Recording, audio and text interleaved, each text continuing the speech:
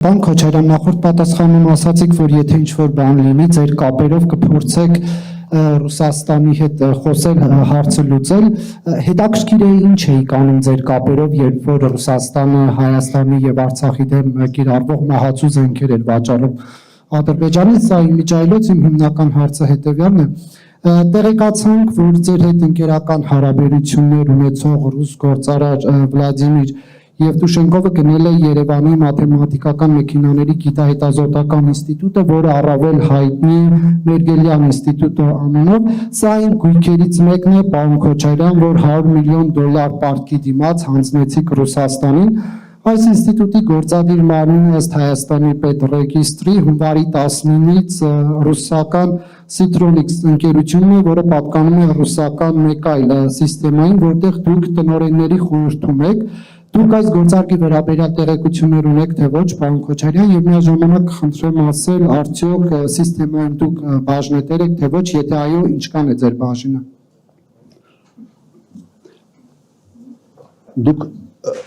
Դուք փորձել եք այս հարցը ուսումնասիրել խորությամբ, թե ուղղակի ինչ-որ բան եք լսել ու հիմա հարց եք տալիս։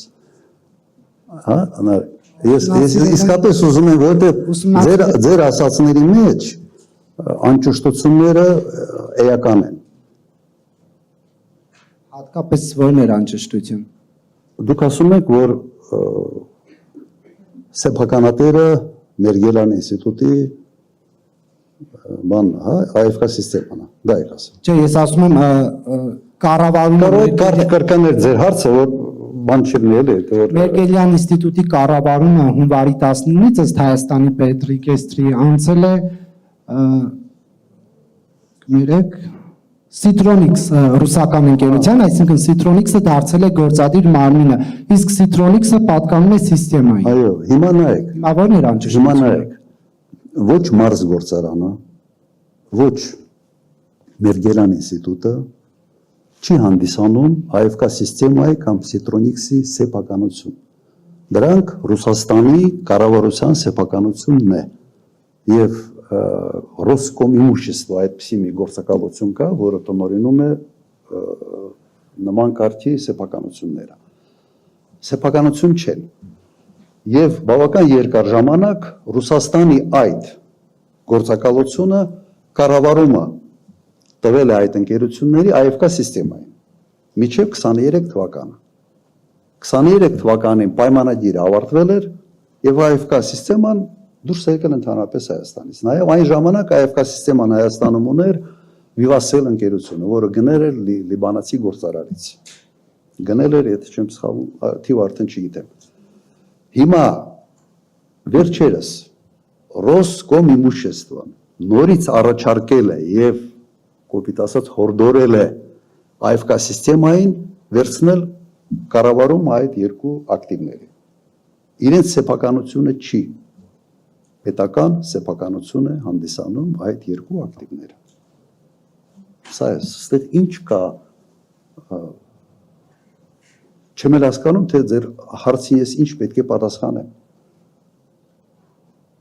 Ռուսաստանի կառավարությունը իր սեփականությունը հանձնարարել է կամ խնդրել է կամ դիմել է, ես չգիտեմ այդ խոհանոցը ինչպես կատարվեց, AFK սիստեմային եւ AFK սիստեման համաձայնվել է։ Այսինքն կառավարումն է, կառավարիչն է։ Ես հիմա AFK սիստեմայի խորհրդի անդամ չեմ, ես հրաժարվել եմ անդամ լինելուց 21 թվականին միջև ընտրությունները իրենք պետք է ունենային բաժնետերերի ժողով հունիսի վերջ,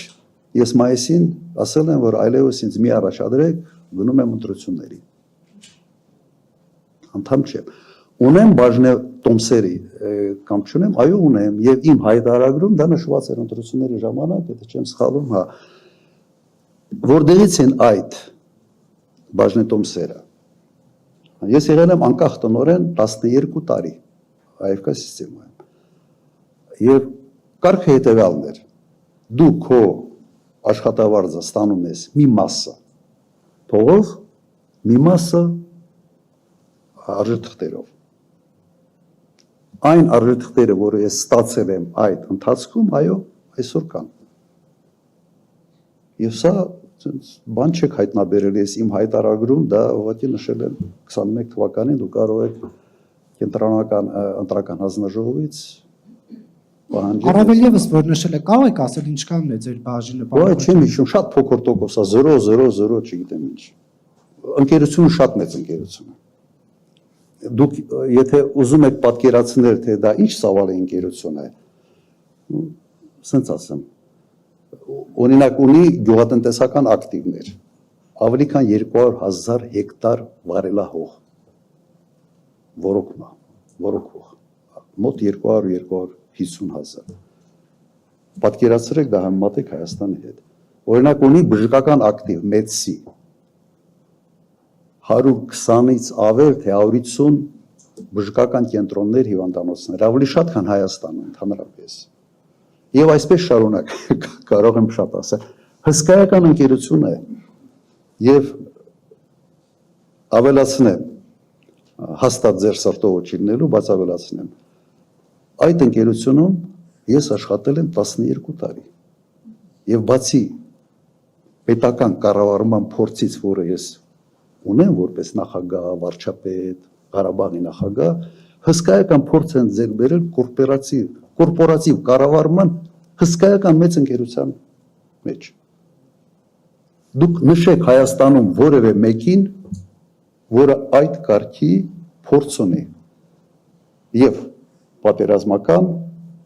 եւ պետական կառավարման եւ մասնավոր հատվածում։ Նշեք գոնե մեկ մարդու անուն։ Եվ շնորհակալություն, որ դուք հիշեցրեցիք, որ ես AFK սիստեմայում անկախ տնօրեն եմ եղել 12 տարի շարունակ։ Եվ այս ունիկալ փորձը կարող է ծառայել հենց մեր ժողովրդին եւ Հայաստանի Հանրապետության շահերին։ Բաժնետոմս 0.0 քանի տոկոս։ Լավ։